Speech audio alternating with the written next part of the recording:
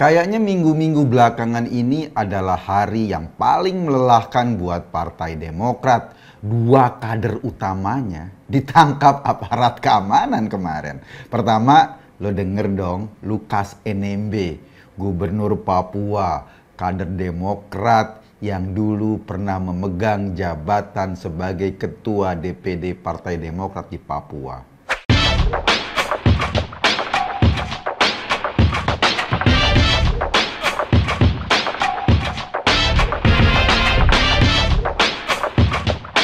Sejak jadi tersangka korupsi emang sih posisi Lukas sebagai ketua DPD udah diganti sama orang lain. Kata KPK, Lukas kemarin ditangkap karena ia disinyalir mau kabur ke luar negeri. Mungkin ya, ini mungkin. Lukas meniru gaya Najarudin dulu, seniornya di Partai Demokrat yang juga pernah ditangkap KPK, tapi ditangkapnya di Kolombia. Jauh banget. Penangkapan Lukas tersebut penuh gonjang-ganjing, penuh woro-woro. Pendukungnya di Papua seperti dikerahkan. Dan saking beringasnya para pendukung menyerbu Makobrimob yang mereka dengar bahwa Lukas ditahan di situ. Sempet loh ada korban, 1 orang meninggal dunia dan 2 orang luka-luka. Emang KPK kayaknya diledek sama kader Demokrat ini. Jadi ya, ketika ditetapkan sebagai tersangka, Lukas nggak mau tuh diperiksa oleh KPK. Alasannya, ia sakit. Tapi ya begitu deh, ketika KPK datang malah pendukungnya melindungi dia dengan berbagai senjata. Ada panah, ada massa, dan banyak orang lagi.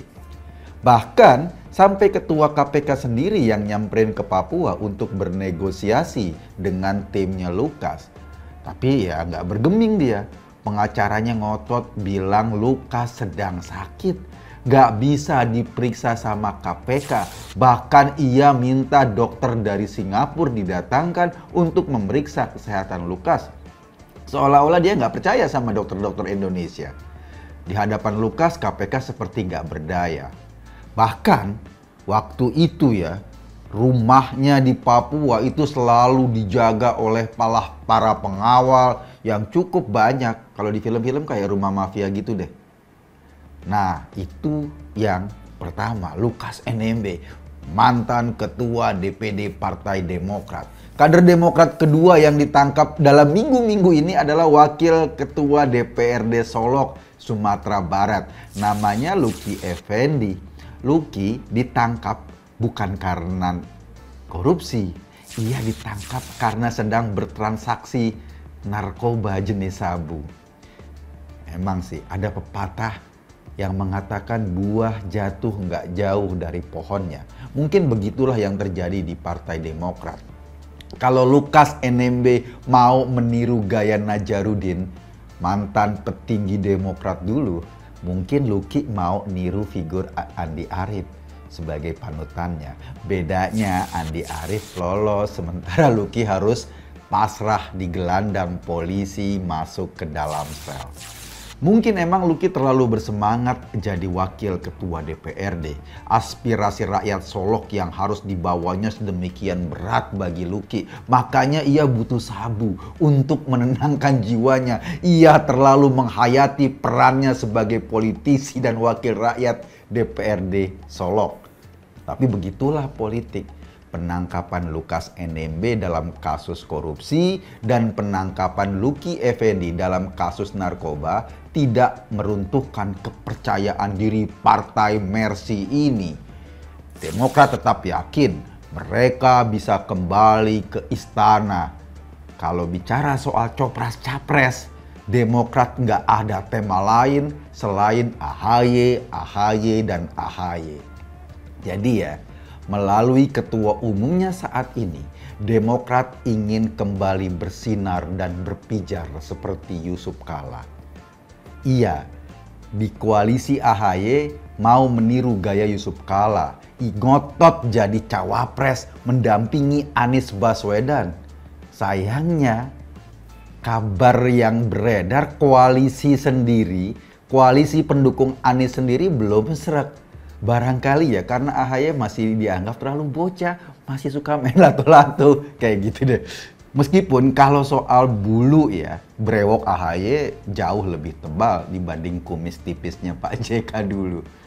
Kata Wakil Ketua Partai Nasdem Ahmad Ali yang digadang-gadang sebagai partai nanti yang mau koalisi sama Demokrat, kalau Demokrat memaksakan AHY tetap menjadi cawapres mendampingi Anies dan itu tidak bisa ditawar-tawar, ya bisa bubar koalisi mereka. Terus kalau koalisinya bubar atau di antara mereka nggak ada kata sepakat, siapa korbannya? Yang kasihan ya Anies lah, udah berkoar-koar ke seantero jagat mau jadi capres, tapi tiketnya nggak utuh, koalisinya bubar di tengah jalan. Kalau diperhatikan, AHY memang maupun Anies sama-sama kebelet mau duduk di istana.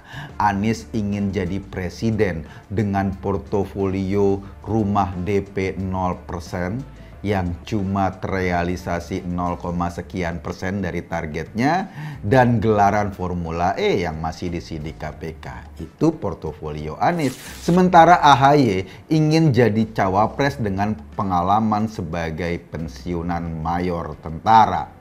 Gue nggak tahu kalau ia mengundurkan diri dari mayor dari TNI, apakah ia juga dapat duit pensiun bulanan? Pengalaman kedua, ia pernah bertarung menjadi calon gubernur DKI Jakarta dan kalah telak. Sementara pengalaman politik lainnya, AHY mewarisi Partai Demokrat dari ayahnya SBY. Bisa disebut AHY inilah satu-satunya ketua partai dari hasil warisan yang sekarang ada.